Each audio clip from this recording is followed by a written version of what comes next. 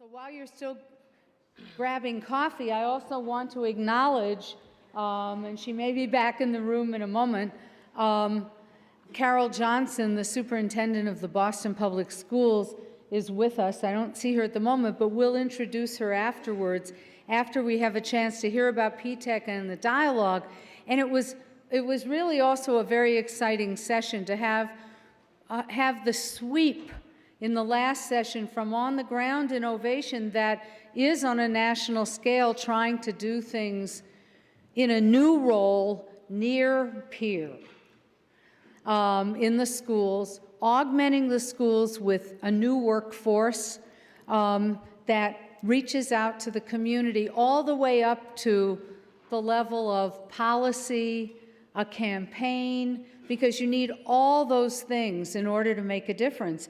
And in fact, we're going to see that entire sweep and range just in the story of one high school in Brooklyn. So I want to start with the employer connection because this came out of a major collaboration, but IBM stimulated the creation of this high school. And unfortunately, Stanley Littau, our great friend in advanced leadership, can't be here because sequestration meant that his flight to Nigeria this afternoon, he was going to come here from New York and then fly back to New York and fly to Nigeria.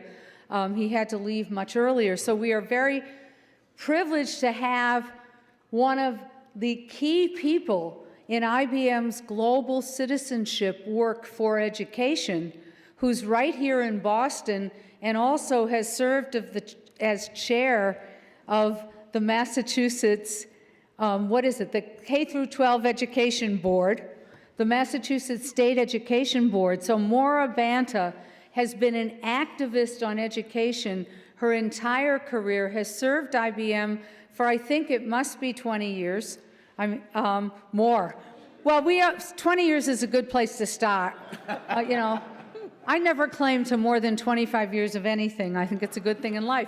So Maura Banta was very involved in all of this. And so we want to start with just 5 minutes from Maura of a little background of how did this high school, new kind of high school in Brooklyn, get started. And then I'm going to turn to Principal Rashid Davis to lead a discussion with his colleagues. We are privileged to have a student at PTEC, a parent of a PTEC student, the vice principal of PTEC, and also the lead math teacher of PTEC to show us what this is all about, what you've accomplished, and how you do it. But it started with the creation of this enormous partnership by an employer, a business corporation. So Maura, would you like to begin?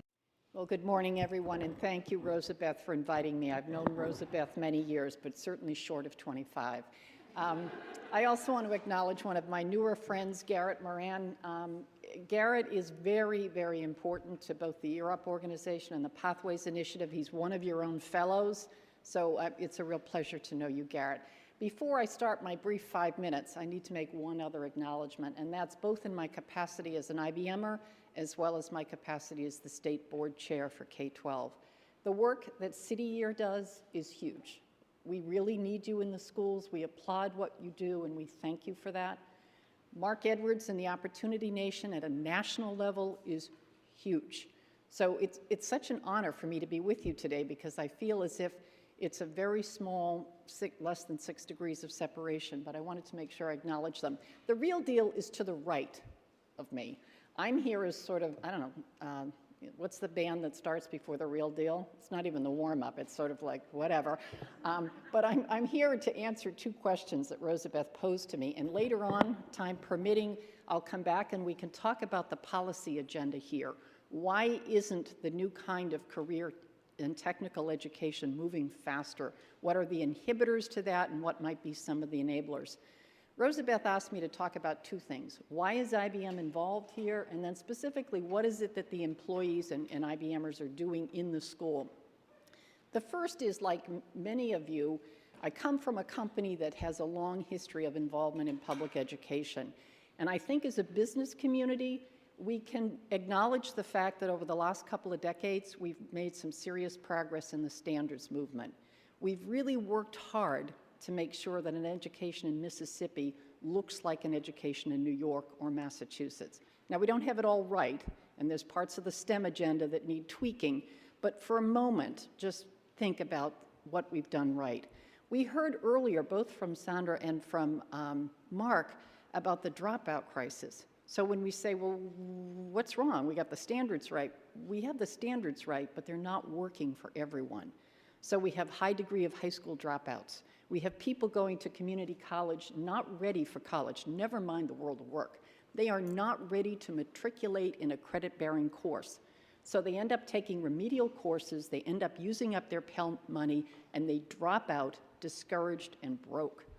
So IBM came to this space out of necessity. We have unfilled jobs. We know that with a grade 14, an associate's in applied science, we can employ another 1,200 people in New York. That's just IBM. Nationally, there are 4 million unfilled jobs, 120,000 of them in this state. So we came to this model as sort of a, we got to do something that changes the paradigm. We have to acknowledge that while a bachelor's degree and advanced degrees are aspirational for everyone, we probably need some pathways. We need some on and off ramps for these students.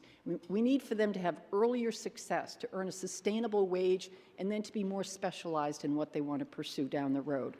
So let me talk for a minute about the model. It's a new model. There's a lot of early college work out there. There's a lot of dual enrollment. P-TECH is new. It's new for a couple reasons. It's an ordinary school. Far from ordinary, Rashid, I didn't mean that.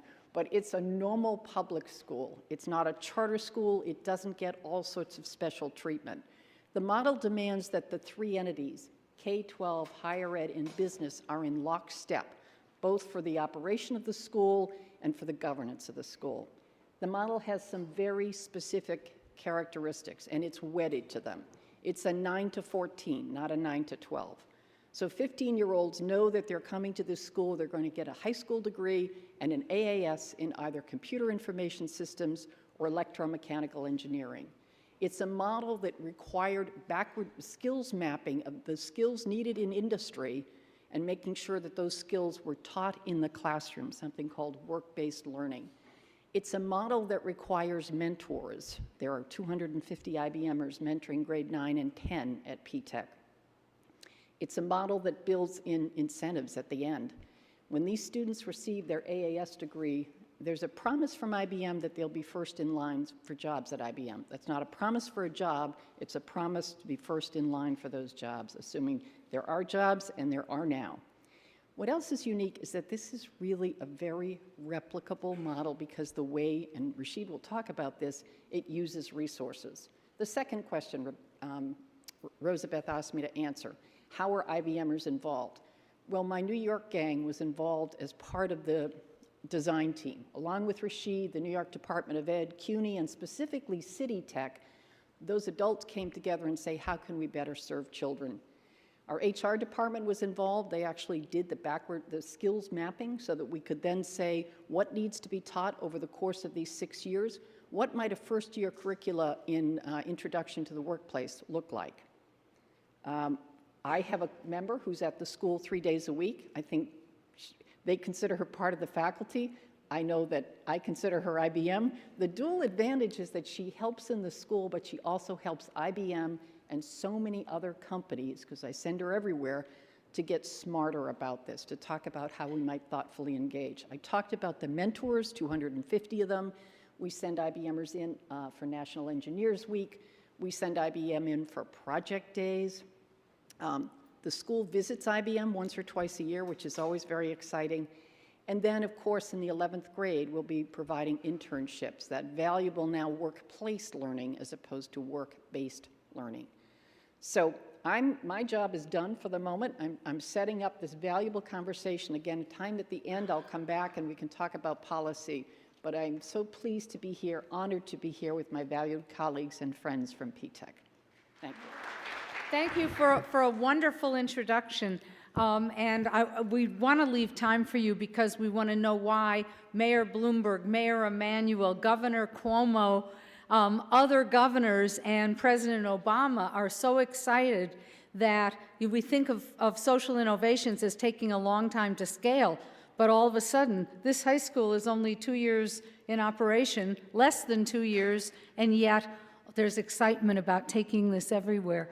So I just want to say that what a thrill it is to be here. When I visited the school, I was incredibly excited to be there, but also by one of the classes. So I'm glad that we have people who can talk from inside the actual classes. Sandra Burke talked about the Comcast Service Day, and I was just finishing a case for Harvard Business School on Verizon, and in that class on technology, 9th grade students were in an exercise where they were all talking about whether FiOS was better than some other form of cable, and I was amazed because I was barely able to keep up with it myself.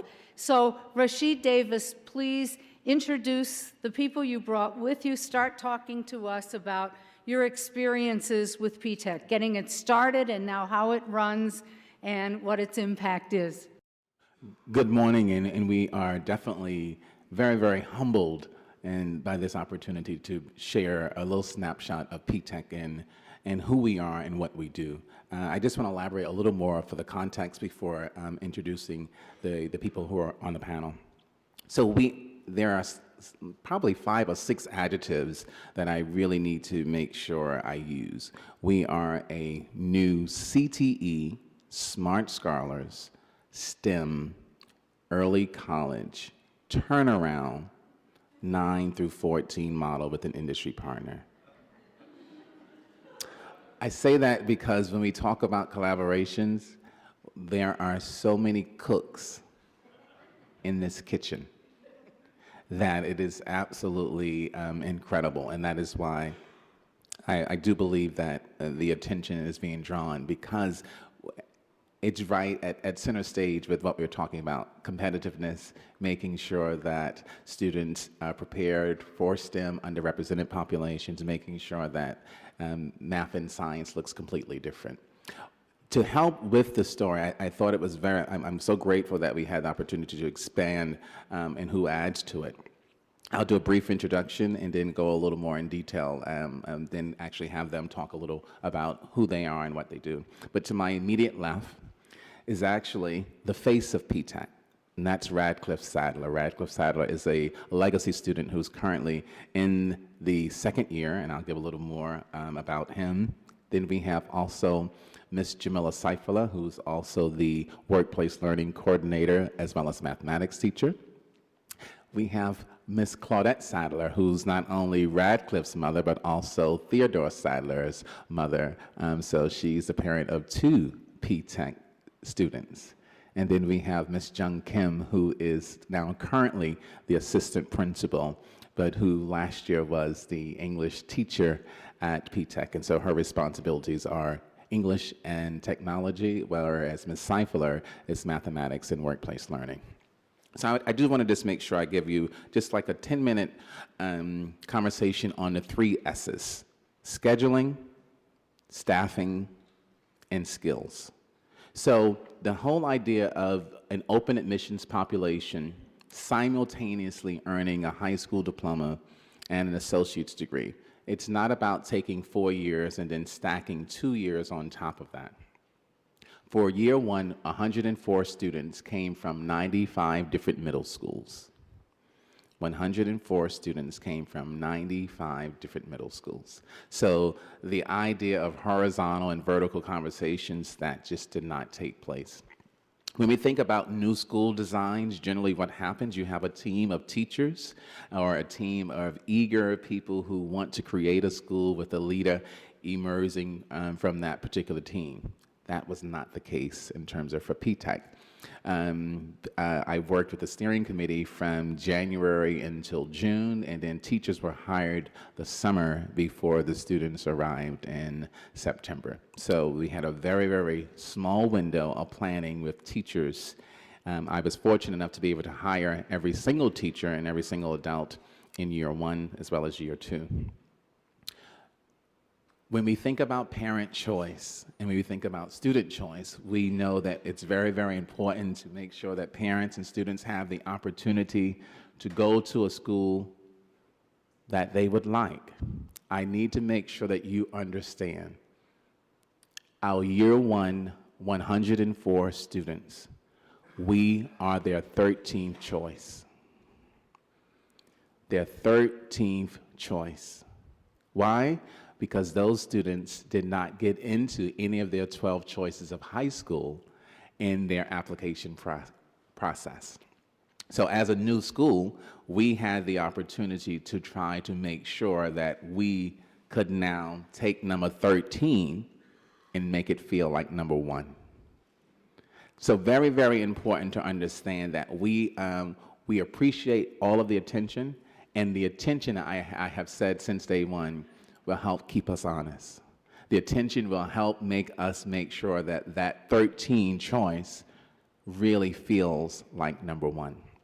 So in year 1, we knew because of wanting 100% of the students to be successful in completing 1 of 2 associate and applied sciences, we knew we could not do business as usual.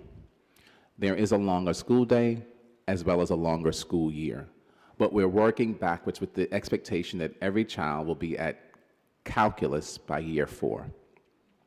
And we say calculus because in order to be better prepared for STEM, we want to go beyond the research that says Algebra 2 trigonometry is the gateway course for 4-year completion. So if we can make sure that every child is prepared for calculus by year 4, we know that not only completing this associate degree would not be an issue, but they'll be better prepared to complete a 4-year degree if they choose to after P-TECH. Our year 1 program starts at 8:30 in the morning. That's first period, 10th period ending at 4:06, enrichment from 4:10 to 6 o'clock, a 6-week summer program. The first class did not have a 6-week summer programming at the beginning. They had a 6-week summer programming at the end of their first year. The first content class actually begins at 9:21. 9:21 because the research says that the teenage brain, the later you start your day, the better they're able to function. So when I heard that you all were having school at 7 o'clock and 7:45 in the morning, I was like, oh my gosh. I'm in the school by myself at that particular time because that's the only time I can seem to get work done. So thinking about that, and then also narrowing the focus in year 1. Year 1, we specifically looked at English, math, workplace learning, and technology. And so that is why we do have 2 teachers who can speak to both of those particular areas. And we have a parent and student who will also elaborate on that. So the context is, how do we make sure that we narrow the focus for year 1 to make sure that we could get as close to 100% of the students with a solid foundation in literacy and numeracy, so that way they can actually persist through the model. We had 98% of the students were promoted from grade 9 to 10, and by the 3rd semester, 88% of the students are already on track to be promoted from grade 10 to 11. So when we think about restructuring time and making sure that the foundation is set, we know that there are some other measures and indicators that lets us know we are on track. So what I'm going to do now is pause to have each person just take like 3 to 5 minutes to introduce themselves, and then we could have an interactive discussion. Good morning, everyone. So coming to P-TECH, at first I wasn't thrilled because of the long day. But I knew it was going to require a lot of hard work, and I was prepared for that. But the long day, like, it was a lot for me at first. But as time went by, I enjoyed it, like, because the teachers here are so motivated. Like, if you ask for help, they'll really come and say, well, break it down for you. They'll stay after school for you. And if you really show interest in your work, you will be rewarded, because this is not a school where you just work hard and nothing really comes out of it. This is a school, if you put your effort into it, you will get rewarded for what you have done. Like, for me personally, I thought that if like, coming here wouldn't really matter. Like, I didn't think of the opportunities that I will get from coming here, because to be honest, like Mr. Davis said, for all of us, this wasn't our first choice. So coming here was like the best thing I could do, possibly best school I could possibly choose, because with this school I have a free associate's degree, so my mom don't have to worry about that, and plus coming here has exposed us to the work environment, because a lot of schools don't prepare kids to what's really out there in the workforce and how to go about that. But with this school, we have classes that are designed around that, and also like they pursue our interest in like how computers could branch out into our interests, because in the future, many of the jobs that kids want to do are going to involve computers and all that. And plus, with this school, like, I feel confident and motivated in myself, because the more I kept excelling in P-Tech, the more I'm saying, okay, let's go, I could keep doing it. And I kept on adding on stuff towards myself, like, because I don't want to limit myself in this school. I just want to keep growing and keep growing. Good morning. So I chose to come teach at P-Tech because I wanted an environment that was going to challenge me. This is my 7th year as a math teacher. I majored in mathematics in undergrad.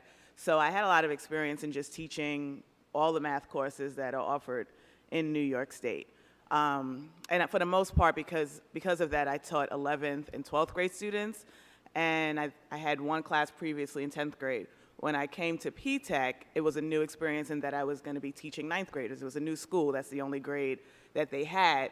And I remember having a conversation once with Mr. Davis, really like I hadn't really thought about the difference between a 14-year-old and a 16-year-old. But there's a drastic difference in what happens as far as their growth and maturity in that 2-year period. So it was definitely a learning curve for me, and I was challenged, and that's what I wanted. I wanted an opportunity to really learn how a school starts from the ground up and all of the different partners that go into creating a school, and I definitely, same as Radcliffe would say, I made the right choice for myself. So I'm teaching math. There's a team of 4 math teachers.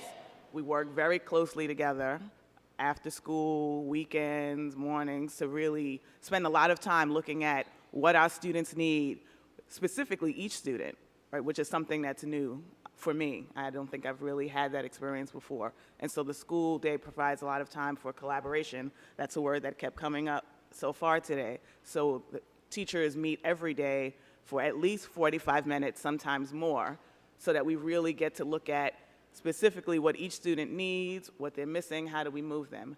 As far as workplace learning, and I work with Ms. Simpson, who's an IBMer, and we work with a team of about 6 teachers. And so in year 1, it's a course similar to what you would see in any other course. It's 90 minutes. All of our classes were 90 minutes. So in that first year, and our current 9th graders also have that course.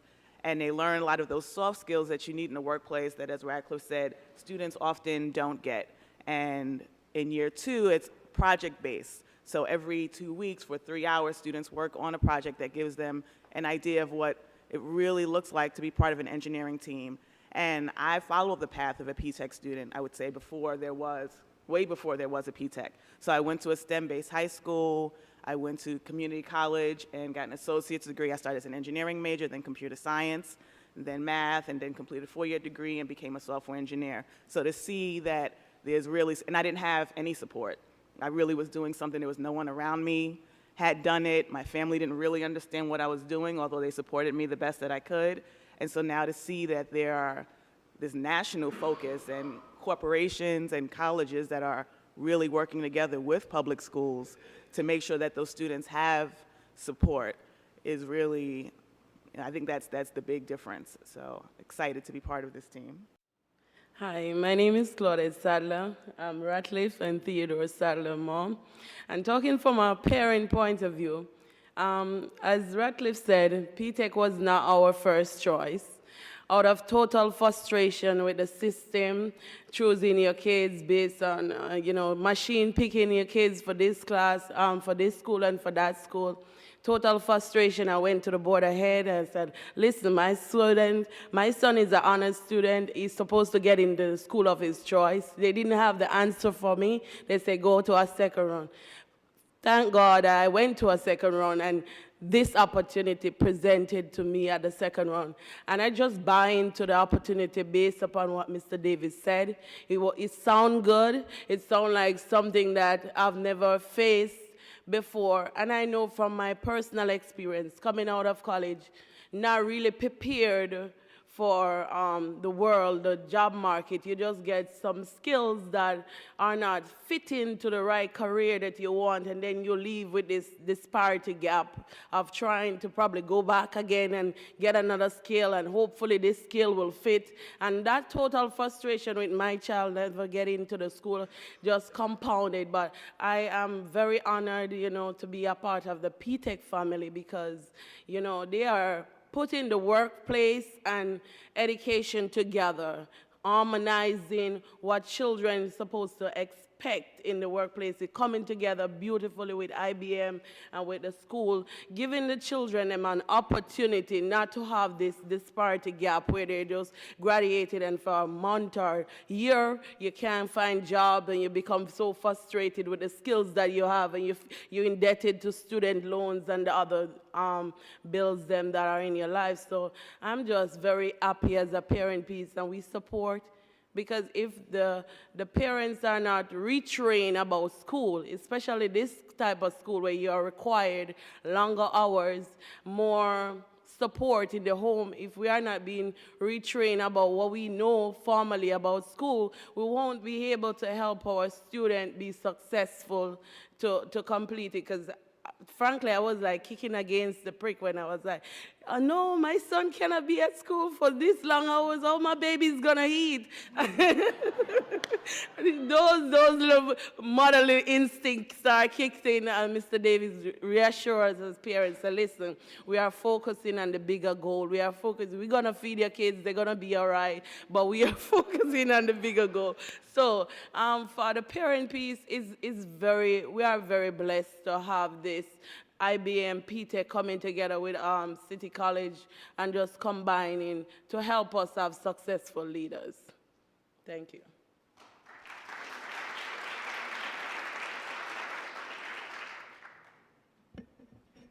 Hi, good afternoon.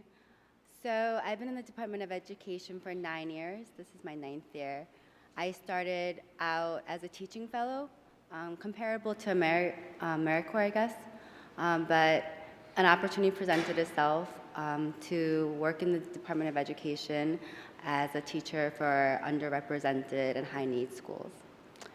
I work with Rashid for the last 7 years of my 9 years, first at Bronx Engineering Technology Academy, and then now at P-Tech. There's so much that I want to talk about P-Tech. There's so many things that we do, but I guess I'll focus on the English and the technology component. So when we think about P-Tech as a progression from high school to college to workforce, I feel like there needs to be a lot of paradigm shifts that we've been going on as a staff to model what happens in the instructional classrooms to what kids are going to see in the workplace. And a big component of that is technology. So how do we infuse technology into the instructional practices so that what they learn in the classroom isn't so disjointed from what they're going to see later on? So one of the things that I know that in my first year at P-Tech as an English teacher that I had to do a paradigm shift of is infusing technology into an English curriculum. And so we started using a blended model of learning, which means that teachers use teacher-led instruction blended with computer-based learning. So that was one of the paradigm shifts that we had to think about as teachers and developing our curriculum. So as a school, part of the iZone initiative, we used iLearn, which is an online base. You can think of it as Smartboard in college. So teachers can put up their curriculum We also use online software such as Achieve 3000. We use MathXL for the first year, and now we use Carnegie. Math teachers also use Khan Academy. So they infuse the technology available so that the classroom instruction is now aligned to and supported by the technology that's available. So students are now able to work at their own pace, be differentiated in the things that they're learning, because technology allows you to get data really quickly about where your students are, and then use that data to kind of target what they need, rather than as a whole school where you're, as a whole class teaching to the middle, you're targeting every individual student's needs. And we've used that to also teach our students how to be more independent learners, how to use the technology to support their own learning, and then teachers have more time to then target and focus on the students in their classrooms that are struggling, because then you get that data right away. I would also say that because we're a high school to college to career, the college aspect that I really enjoyed in my first year was that we had the opportunity to talk to City Tech professors. So now we're looking at curriculum not just to say we're preparing our students to be college ready, but we're really working with the City Tech professors to align our curriculum from a backwards model. So we know that once our students meet the state requirement, like metrics, which is a 75 in the lay regions, to start taking college courses, well, what is that like? So in my first few years as a teacher, we talk about getting our students to be college ready, and we kind of think about what that looks like in the abstract. At P-TECH, we do it more concretely. We talk to the college professors, we meet with them monthly, and we talk about their curriculum and where are the gaps in the high school curriculum that's going to actually prepare them to take these courses on the college level. And we have those conversations. We look at student work. They bring their student work. We bring our student work. And we talk about these are the gaps. How can we then infuse in the curriculum? We also realize that when students are taking their college courses, they're 14 and 15 when some of them first took their college courses. The college professors, they're not used to 14 and 15-year-olds in their classroom.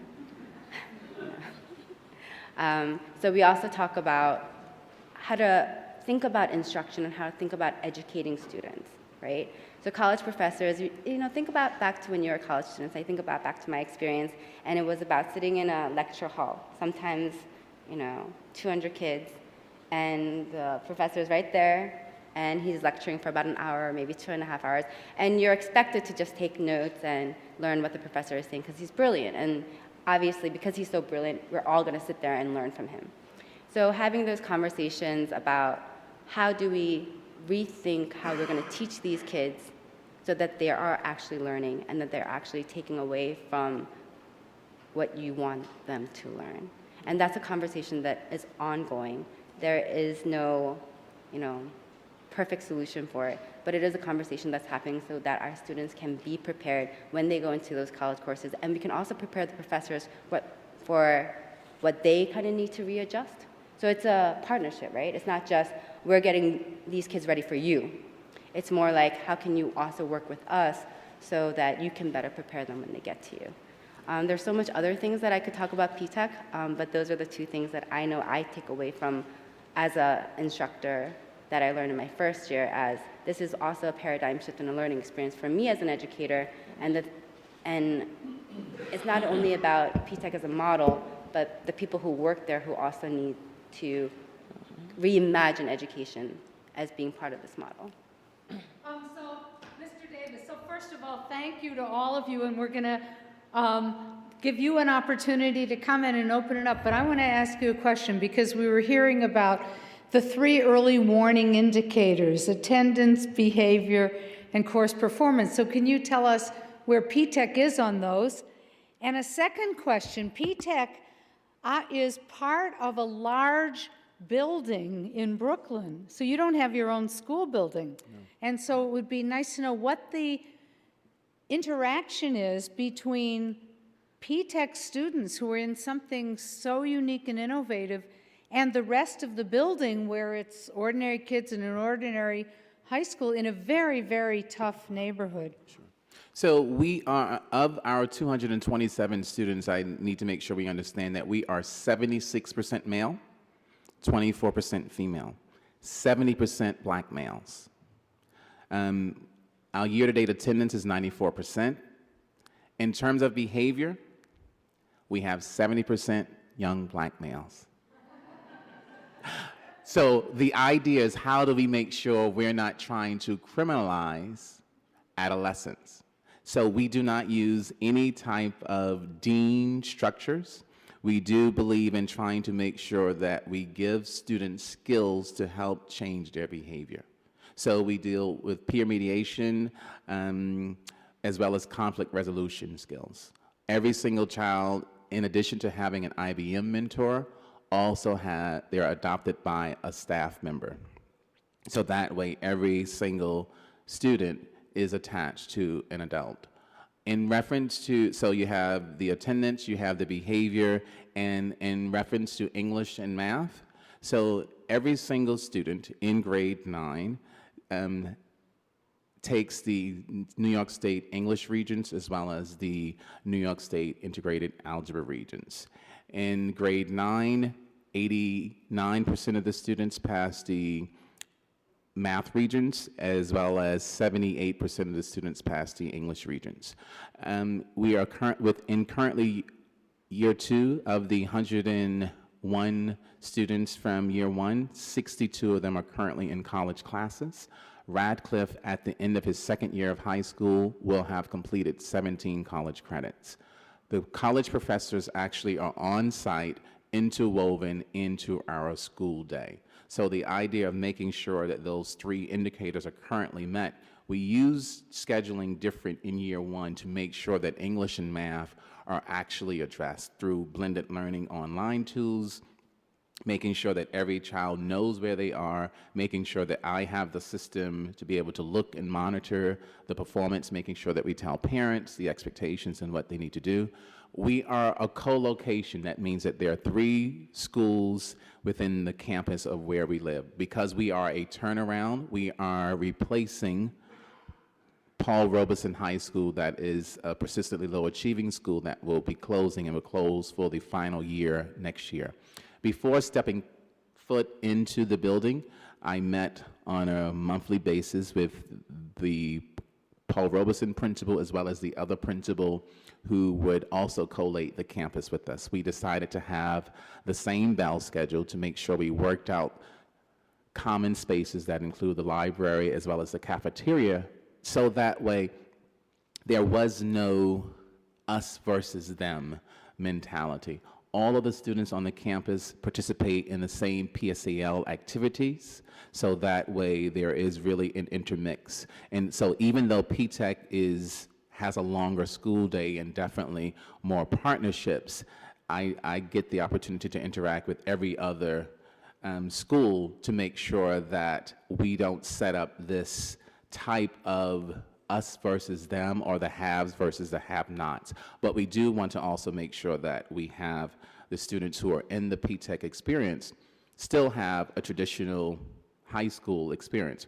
Radcliffe is also a JV basketball player, and he's also dating. I don't want to embarrass him too much about his dating piece, but those are realistic challenges that we have to grapple with. So we how do we make sure that we allow them to be teenagers? How do we make sure that, as they run through the halls and try to body slam each other, throw each other against the locker, because once again, we're 76% males, how do we make sure also from a pedagogical standpoint, project-based learning and opportunities for entry point into every lesson is presented, so that way the students feel as though they can really own their learning. Any of you want to comment? Radcliffe, what's it like to be in a building with other kids going to different high schools? Well, when other kids look at me, they're like, wow, like, how's your school like? And I was like, well, it's, a lot of work. And then and then I remember being on the team, and when the other kids from the other school look at my coach would ask, oh, Radcliffe, let me see your grades. And she looks at my grades and she's like, wow. And then everyone else, they have 80s and I have 90s. They're like, well, this kid must be super smart. But really, I just work harder, and my school is different. and they also ask like, how can I leave this school and go to your school? I'm like, well, I don't know about that. But like going to P-Tech, everyone looks up to you and you have a role to play. Like for me, I have to keep on doing good, keep on working hard because I'm an older brother and my younger brother looks up to me. So I want to be a good role model to him and also to keep the school going, like keep the reputation of the school good and not tarnish it. Last year, there was an event that was held in different spaces throughout the school. I was in the library, and it was a mix. They mixed together the 3 schools, and that, for me, was really a great experience. There's some students that I know by name from one of the other schools. I see them in the store, I see them on the train, they say hi to me, I say hi to them from that one day. And it makes a huge difference if they're outside and they're looking like they might get into something that they shouldn't, and they see me, although I'm not in their school and I'm not a teacher who's one of their teachers, they know who I am, and I think that makes a difference. It builds community. If I'm in the store, they'll let me get my stuff and buy it first. So there's a mutual respect. I think the tone that Mr. Davis has set definitely has transferred to all of us. I didn't experience any negativity from any of the teachers, in the other school, which sometimes can be an issue when you're sharing the building. We speak, we laugh and joke together, we share spaces. Sometimes we need to share resources. Sometimes we may need to borrow something. I have a pencil sharpener in my classroom that one of the teachers gave me from one of the other schools. There was a period where we would go to one of the other schools and I would microwave my lunch. So, and we have conversations, and just talking about classes. You definitely would see the difference of one day microwaving my food, talking to one of the math teachers at the other school, and she said, oh, how are your kids doing? And I said, they're doing fine, some doing well, some not, the usual. And she said, so what are you teaching? And I said, well, I'm teaching algebra, geometry, and algebra 2 and trig. And she was like, to who? And to the 9th graders. And she was like, to the same kids? And I'm like, yeah, the same kids. And that was definitely one of Mr. Davis's innovations. So Radcliffe was one of those students that usually as a math teacher, you teach algebra for a year, then you teach geometry for a year, and then you teach algebra 2 and trig for a year. So after the 3 years, students in their 4th year may take pre-calculus or statistics or calculus, but when you're looking at calculus by year 4, that doesn't work, especially in an open population. So that means in year 1, students took algebra, and once they achieved the 80 that they needed to move on to a college course, at the same time while they were taking algebra 2 and trig, that first group of students last year also had geometry. So there were some students who had me for 3 hours straight. So we got very close, definitely forced me to be very creative. We had to do a lot of things differently, but that was so that first summer of their 9th grade year, they took their first college course. And that really completely changed the game. It was like, wow, Radcliffe, with me, he completed 3 years of math courses in a year. So it's like, and as he said, he's an intelligent young man, but I wouldn't say he was the top math student, but he was definitely one of the hardest working. And so to see that he did it and that was possible, really, it was like, well, then we can definitely do this. And so we're doing it again. So students are simultaneously taking multiple math courses. Some of them will be taking 3 of those Regents exams. Often they would have never even had the opportunity to take algebra 2 and trig, because the higher you go in classes in math and science, the smaller the pool and the more selective it gets. So you don't have a lot of students taking physics or chemistry or pre-calc, and that Mr. Davis expects that all of our students take it, and that they know coming in, that's the expectation. Even if they complain, it definitely changed their mindset, and they're really sitting in a class and they're really taking it. Often you tell them this and they're like, well, I'm not doing that. No, you're doing it. You're taking physics. So that definitely has shifted things. But the experience in the building has been a positive one overall. How did it look at home? Okay, from a parent point of view, I was a little skeptic with the mixing of environment. Reason one, safety issue, probably they don't get along. But quickly, motivation is a very infectious thing, and it catches on. And P-Tech being in the building is just transcends a different mode, a different mindset.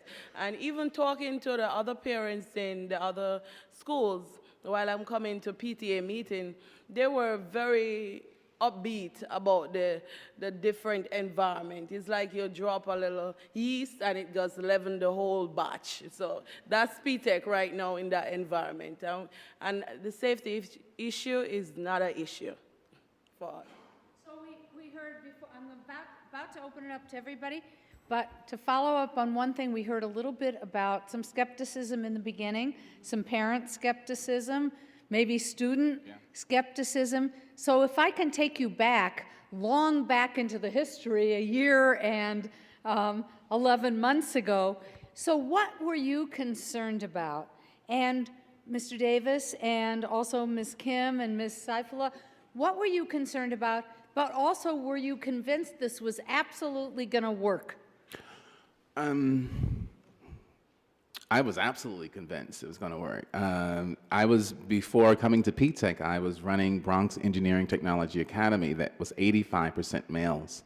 And so when I heard of what was referred to as the IBM school with the job offer at the end of earning the Associate in Applied Science, and I knew that New York City College of Technology would be at the table to make sure that students could actually earn the free associate's degree. I don't think they understood what they were doing by hiring me, because I said, if you're going to give the free degree, I'm going to make sure they're prepared to earn it.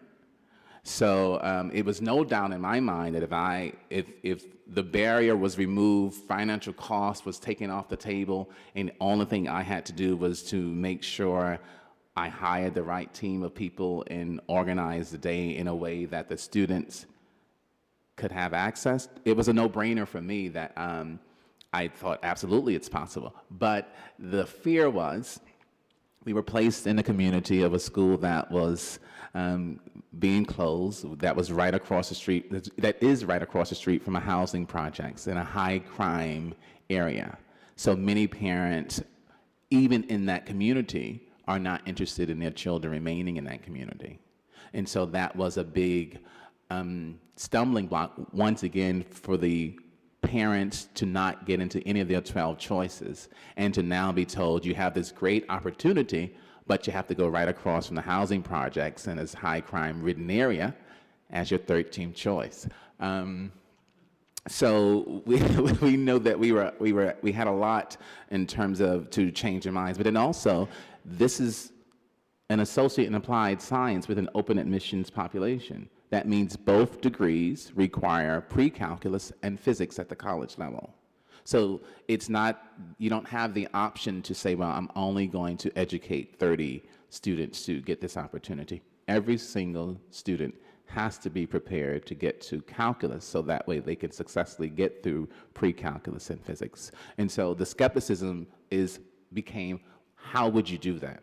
How would you be able to take someone coming into high school at the 4th grade level or the 3rd grade level and bring them up to speed in a year? And so I said, very easy.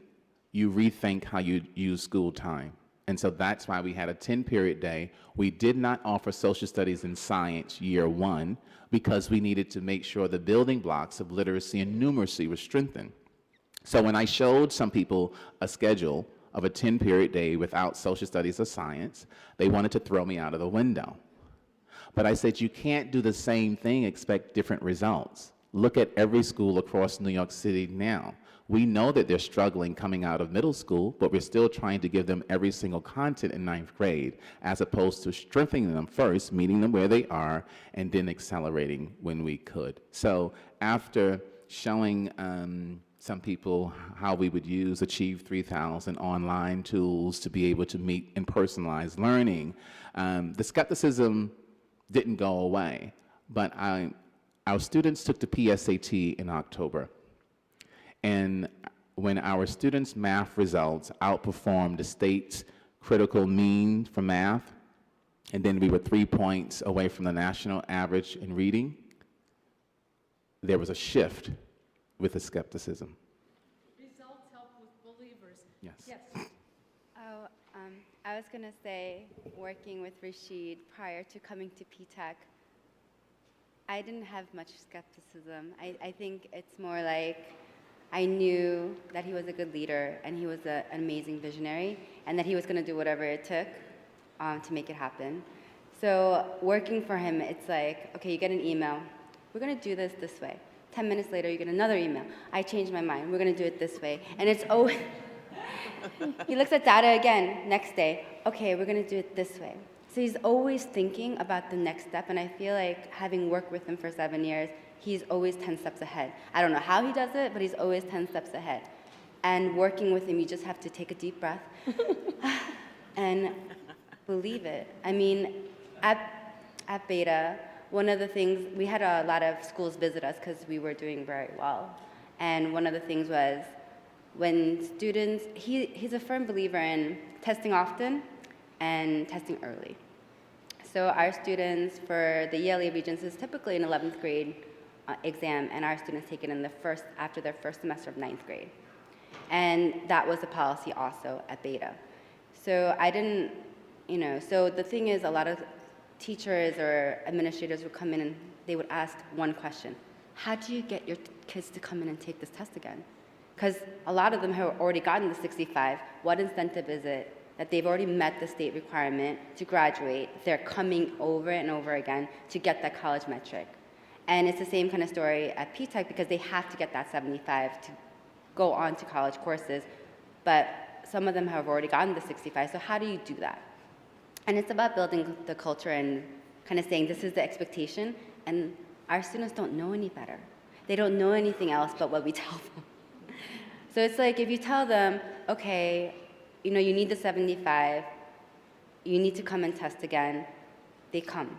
And it's that vision and that leadership and the support of all the staff members that are messaging the same thing. 65 is not enough. We're not a regular high school. Even if we were, that wasn't the standard that I think Rashid would ever set for any of his students that walked into his school. So going into PTech, it was more of what else are we adding to the formula that you already created at Beta? Ms. Seifler? I was definitely a skeptic. Ms. Davis might say I still am sometimes. And I didn't know him before being hired. The school was new. I didn't know anything about it. But I've learned to trust my intuition, trust my gut, and my gut said, go for it. And after really having conversations with him and really beginning to understand his vision, and simply to just know that he meant what he said, right, that makes a difference for me. If I know that you mean what you say, then I'm going to be a believer because you're going to make it happen. And that was the case. So, and also that he was open to suggestions from me. I definitely had a different way of thinking about what math should look like. I don't like the idea of sitting at desk and just solving hundreds of problems. Like that's not going to be useful, especially as you're entering STEM careers. So where they actually get to build and do hands-on projects and actually practice the application, and then a lot of interdisciplinary, like math should not be in isolation. So really have a day where students are working on something like weather systems or the global climate change, and they actually then look at the geometry of that, the trigonometry of those curves, look at the history of it, look at writing piece. They created code around it. They involved technology, and that I had this idea and proposed it to him, and he said, okay, do it, and canceled classes for the day. And that was what the day looked like, and that sparked what our work-based learning course looked like for year 2. And so it's that ability, he gives that to teachers. I don't feel like he's told us no for anything, any good idea that really is going to be to the benefit of students, that if we go to him with something and say, I want to try this, then we do it. I think he doesn't sleep, so that might be part of how so much gets done. And although English is his background, he lives and dies by data, and he carries it around with him, literally. I'm sure it's here. And he, Like if I'm talking about something, he'll pull out the student's transcript. And it's like, how do you have this? Hundreds of kids. How do you, like he has all of them. He knows them. He knows their data. He knows what they've gotten on everything. He would come into my math class and ask the student, how come you haven't been on Achieve 3000 in a week? And they would be like, what? How do you know? And I mean, that made a huge, huge difference. And that's really just using the numbers and having the staff really own that and also know the numbers and know how our students are doing. Not, I think, he's doing well. I think he understands his concept. Prove it. Yes. Like, what does the data say? Does the data say that you need to go back and reteach it? Then that's what you need to do. And so I'm definitely a believer, and because of that, our students are believers. The staff, we have transitioned into that more believer and less skepticism, and so the students, because they don't have another experience of high school, they trust us. They trust us, and we're delivering what we say. Wonderful, and I want to open it up now, and then in a few minutes we'll have Maura Banta from IBM tell us about how many other believers there now are all across the nation and why. But let's have some questions. Yes, Tom, and introduce yourself.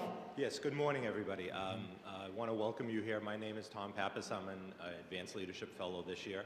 Very inspiring to see how the community has come together to focus on education, which at the end of the day is the way that we can make the world a better place. And even if it's in a small place and a few steps at a time. My question is, given that you're such a focused school and at the same time living within the constraints of a public school system, you have an extended school day, and I'm sure you have to meet all the other requirements of the New York State to be able to graduate your students. What are your secrets to being able to doing that in such a constrained way? I don't think it, well, I mentioned the 3S model before. It's really about scheduling, it's about staffing, and it's about skills. So we know that how you use time is essential. But you also have to have the belief that every child should have that same opportunity. And so I think that what this model allows with the blending of the associate degree with high school, that for decades we've been really wasting time in K through 12. And so when we could have dual credit courses for college that counts for both the college requirement and the high school requirement, that opportunity really allows us to make sure that we are capturing students' interests, but also allowing the flexibility of college professors, teachers, as well as industry to have real conversations. Say, okay, well, this child is on the 3rd grade level. How do we get this child from the 3rd grade level to understand this? So what type of technology do we need to use? So we can't just throw something on the board and expect all children to get it. What are the different entry points that each child must have? How do we make sure, in terms of access and equity, every child has an industry mentor from IBM, so in the event there is not one at home or in the community, they know what that trajectory is for the future. And so having that mentor year one actually coming into the school, and so that way the child can actually see them and hear them and touch them and understand the visualization of the vision, it was critical. And so the secret is actually understanding that it's hard work. And the secret is that it's hard work and that it's persistent, and that you have to make sure that it's messy work and allow students, parents, and teachers to work at it. Hi, good morning. I'm beyond delighted to hear you. My name is Diane Williams. I'm a Brooklyn Tech alum.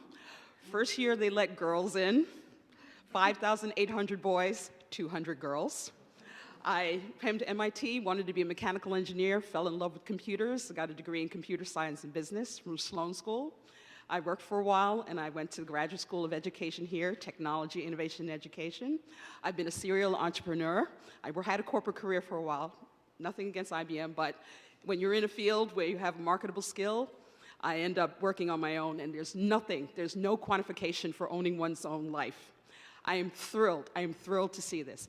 In my spare time, for the past 4 years, I've been a STEM education advocate here in Boston, being involved in things like STEM Day at Google, DigiGirls Day at Microsoft Nerd, talking at Harvard and MIT, trying to Earlier this week, they had introduced girls to Engineering Day at Northeastern, where we were deconstructing cell phones and looking at the history of the cell phone communications and working with prototypes of circuit boards. It's like my heart is bleeding because earlier this week, I was at a closing the skills gap for the Commonwealth Corporation and Eastern Bank, because they have so few people in the state with all of this education. So few people get STEM degrees, or if they think about going into it, they leave it. And I just want to say to you, it's more not a question, it's more a recommendation. The kids I work with here, with all this, having been to Detroit, having been to Newark, having been to the bayous of Louisiana, to Georgia, not Atlanta, to Florida, all half around the country, and to be around all these riches and see all these kids who are dropping out of high school with all of this. Like, I'm a chauvinistic, arrogant Manhattanite. I love my city, and I'm here because I cannot believe all this incredible educational riches. I talk to kids who, yeah, I know, I'm sorry. Yes, I'm sorry. I'm just saying that please, please talk to the other kids in the building who do not have the fortune. I cannot tell you how much. There are so many kids here who are starving for guidance, who are starving for the support that you are offering, and I commend you very greatly. Thank you. Thank you. Thank you. Good morning. I'm Curtly Fisher. I'm a master's student at the School of Education here. And before I came here, I was a congressional staffer, so I was able to hear your story at a briefing in DC at Changing the Equation. And something that really stuck with me was the fact that you just said every student should have a mentor. And from my experience, it's a great thing to say, but it's very hard to stick with. And so I would just love to hear more of your, after having your first year, now you're in your second year, what you've learned from that program, both from Principal Davis, your perspective, but also, and I know you just brought that up in the last question, but what that actually looks like, the training, and also Radcliffe, if you can talk about your relationship with your mentor. And can we take another question or two, and then we can answer Sure. the dash? So, Jan Rifkin from Harvard Business School, also inspired by the story. I'm eager to hear what the interaction with IBM was like, both what worked, but also where were the difficulties? Hello, I'm Susan Johnson. I'm a current fellow. It is incredibly inspiring and a lot of fun to listen to. I am curious how you replicate an environment where Mr. Davis has this incredible intellect, this incredible energy, this just unique personality that helps drive the school, and then you talk about scaling it. Let me just start with the partnership of the IBM and Rapid Mentorship before Radcliffe and others sign in. This is my 18th year working with the New York City Department of Education, and so I've had the opportunity to deal with other entities in terms of higher ed and industry. Hands down, IBM has been an unbelievable champion in this work. When I said the idea, I said, people are often asked, well, how much money do you get? Or how many computers are IBM giving you? And it's not that. It's the thought leadership and the intellectual capital that really comes out of this. So when I said year one, what I want more than anything else is for every student to have a mentor. Because that will be the aspiration and the motivation for them to get through the 6-year model. And I said, every single student needs a mentor. When IBM put that request out to their company, they had more than enough for every single student by the end of the week. And so there isn't really a challenge in terms of from the industry piece, because this is it's a celebration. Once again, they have a selfish interest because their future. They need to make sure that they play a part within their global context of making sure that we have people prepared for industry. As it relates to scale, there are so many other incredible leaders who run circles around me who believe in the work that they do. And so whether it's in Idaho, whether it's in Chicago, you have people across the country who are invested in believing that children deserve the best education possible. And so that work definitely can be scaled with the leader working in collaborative opportunities like this. Wonderful, and I think, are you going to talk about your mentor? Yeah, thank you, and then we'll hear from IBM. All right, so having a mentor, it's really a cool experience because it's like having a connection to the workplace. Me and my mentor, we talk about, like, if I had an idea to pitch, like, I'm constantly thinking of new ways of how I could make a business, and sometimes I might not always know how to go about it, and my mentor, he will give me advice on, like, well, I think this step will be good, and I think you should, this idea is good, but there's a, you know, it needs more thought. So, and plus, we, the students talk to their mentors online with a website, yeah, Mentor Place, and we also have project days where the mentors come and we do projects together and we work on how to solve real-world problems. And they're also, like, the mentors, they also help with things that, struggles that you might, academic struggles that you might be going through in school, or like if you need somebody to talk to, they're there for you. So thank you, and I think I'm here to talk a little bit more about scale, but before we do, Radcliffe, 17 college credits. Very proud of you. Very proud of you. And Principal Davis is always much too modest, so let me just honor his leadership team, the vice principal, the math teacher. These are people who work really hard. And while we're at it, Mom, you have those two boys coming home every night, and I know you're encouraging them to work as hard as they do. Okay, so Rosabeth asked me to talk about why mayors and governors are interested in this. Well, mayors are typically responsible for K-12 and governors typically for higher ed, including community college. Neither can afford the dropout rates we have, neither can afford the mismatch between our education systems and labor market statistics.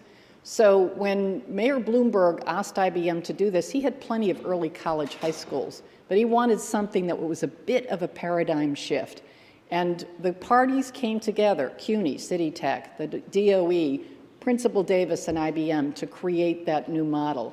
When Mayor Emanuel, who, by the way, is kind of a competitive dude, found out what was going on in New York, he said, okay, IBM, I'd like 5 of these. And we said, whoa, whoa, whoa, whoa, we're not really in the business of running schools. We'll partner in one, and then let's have 4 other companies partner. And so Cisco, Motorola, Verizon Wireless, and Microsoft are working in Chicago.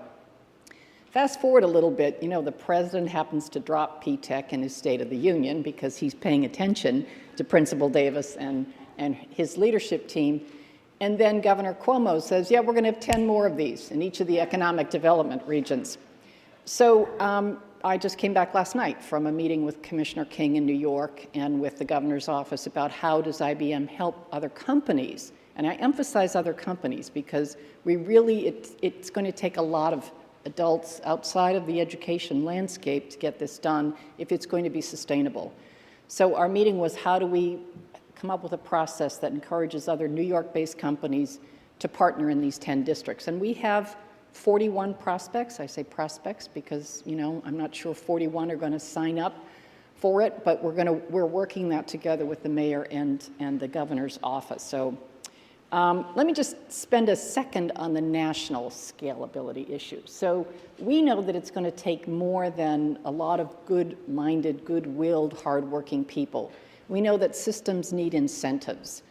We know that whatever your politics are, I'll try not to show mine, but whatever your politics are, you have to believe that the Obama administration and Secretary Duncan moved a needle for at least 11 states and 1 district with the race to the top competition. I know, as the chair of the Mass Board, it sped up what we were doing significantly. I'd estimate by about 5 years. Commissioner Chester would say the same thing. But we also know that there are 39 states who are a little ticked off if they didn't get that money.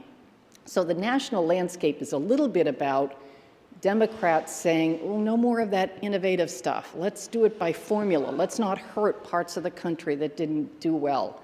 The Republican side of this is let's not do anything that the Democrats do. And then don't forget, there's a whole contingency that's rooted in what we've been doing, as Rashid talked about earlier, not doing anything differently and expecting better results. So nationally, as we think about how could we incentivize more of this, how could we scale it more quickly, a place we think we have a toehold is in the reauthorization of the Perkins Act. We know that the reauthorization of the Elementary and Secondary Act is going to take a longer time than one had hoped. We know that Perkins has incentive money, and there is a blueprint out there that says make it more innovative. So that's a large part of the work that I'm doing. Can you explain what Perkins? Sure. I'm sorry. I've been around educators so long, I'm starting to sound like one. And believe me, I'm a computer person. Perkins is the act that authorizes career and technical education, both in high schools and also in work for adult workers. It's an amount of money, not huge, $1.2 billion. That'll sound huge, but you have to divide it 50 ways. You have to know where some of it is absolutely key to what's going on. And so it will probably go out by formula. Perkins lapsed, or it was up for reauthorization in 2012, and we chose as a Congress not to reauthorize it. So along with other entities, the U.S. Chamber of Commerce, the Business Roundtable, the National Governors Association, IBM is working to try and get that back on the agenda. We believe, and we may be daffy, but we believe a little bit of incentive will actually help move states. I'd be very remiss if I didn't recognize the work that the Pathways Initiative is doing here, and I said earlier that Garrett's part of that.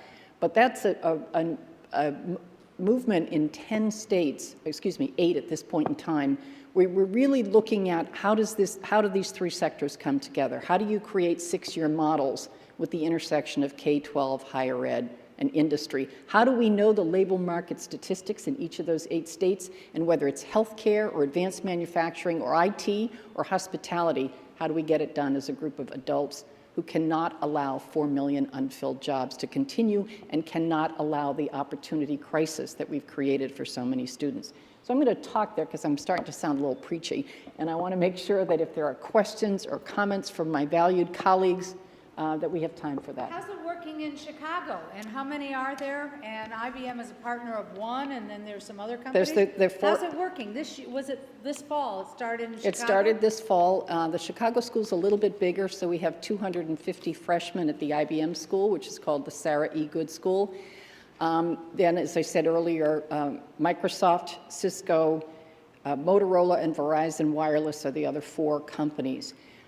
We're learning a lot from New York. Rashid has been very helpful. He mentors our principal out there.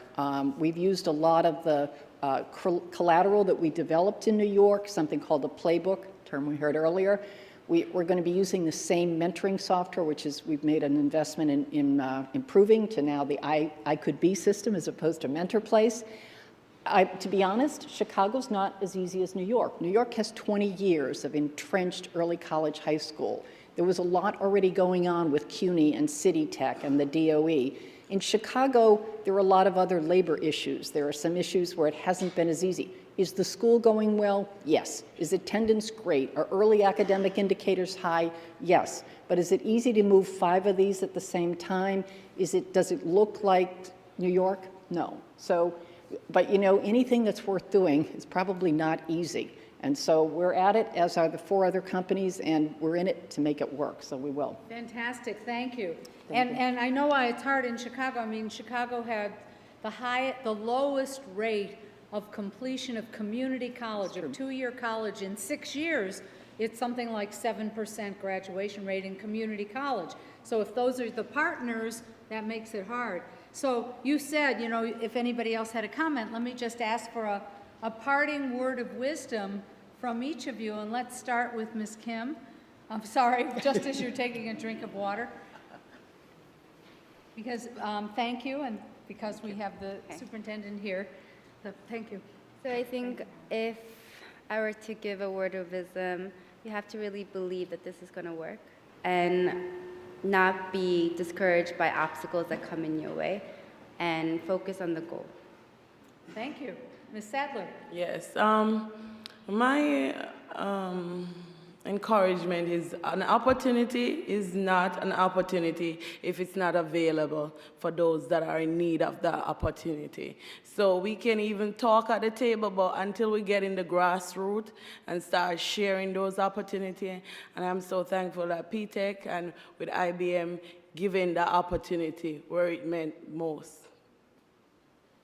I would say to take one of the themes from the day of partnership, teamwork, and collaboration, and to run with it. And if each person in this room can really look at their own lives and into what they're doing and think of how you can be part of making these shifts happen as far as getting involved and supporting schools where you live. Some of you are already doing that work and spreading it to other people, that would also make a big difference, because we all, teachers, students, principals, like, we all need that community support as well. Mr. Sadler? I would say to pursue success and know that there'll be failures and know that there'll be disappointments, but don't let that get you down. Learn from the experience and always try to do it to the best of your ability and keep on going. And Mr. Davis, a final word, but then we're also going to thank IBM for your support. Yeah.